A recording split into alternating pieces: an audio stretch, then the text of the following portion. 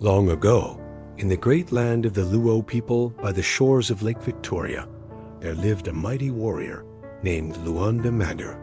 His name meant Luanda, son of the rock, and indeed, his body was as strong as stone. Luanda Magere was no ordinary man. He was a tall, fearless warrior, blessed by the gods with a secret gift. His flesh could not be pierced by spear or sword. Whenever enemies attacked the Luo, it was Luanda Magere who led the warriors to battle. His skin shone in the sun, and when arrows rained down, they bounced off his body as if striking solid rock. The people sang songs of his bravery. Children played games pretending to be Luanda Magere, and elders told stories of his victories. He became the protector of his people, the living shield of the Luo. But such power also brought envy. The Nandi people, constant rivals of the Luo, feared and hated him. Time after time, they were defeated, unable to injure the stone warrior. And so, they came up with a cunning plan.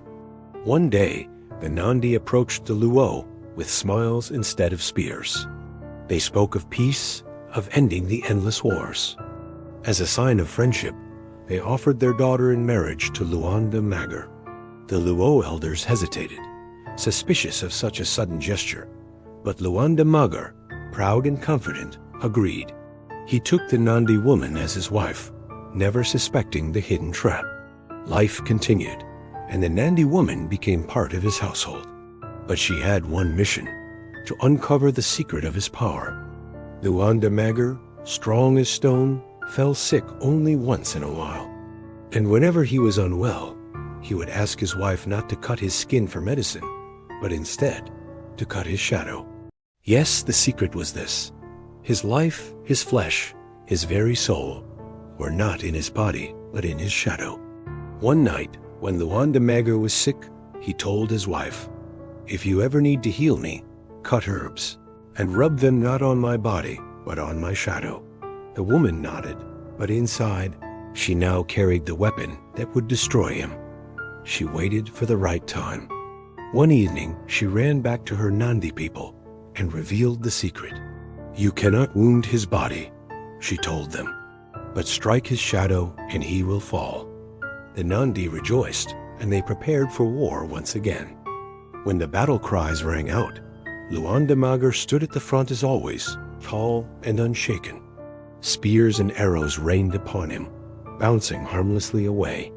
The Luo cheered, believing victory was once again in their grasp.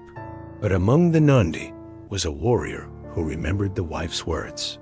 He lifted his spear, not at Luanda's chest, not at his head, but at the ground beside him, at his shadow.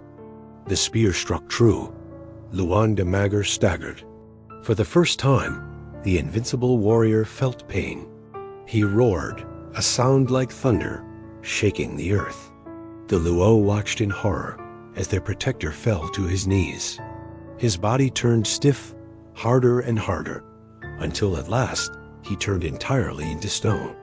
There, on the battlefield, the mighty warrior became a great rock, unmovable, eternal. The Nandi fled, terrified of the power they had unleashed, and the Luo wept, for they had lost their greatest defender. But even today, near Sidho in Kisumu County, there stands a large stone said to be Luanda Magere himself. The people say it holds his spirit, watching over the land, a reminder of bravery, betrayal, and the price of secrets revealed.